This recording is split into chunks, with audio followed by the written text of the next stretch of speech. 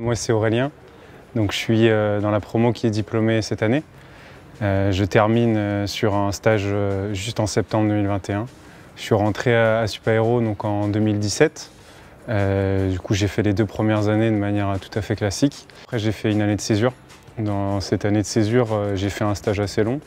Et ensuite, je suis allé faire un bénévolat de 2 mois sur 2 collèges au Mirail pour discuter justement des questions d'écologie, des questions de changement climatique.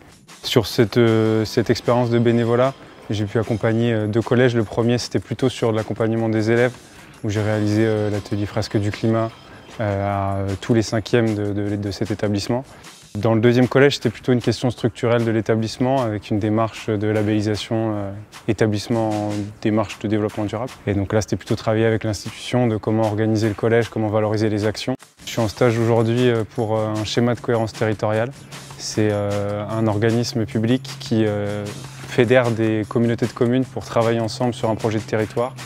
Et j'étais stagiaire résilience changement climatique, donc j'ai produit une étude sur le changement climatique et les impacts sur le territoire et j'ai fait de la formation des élus à ces enjeux-là.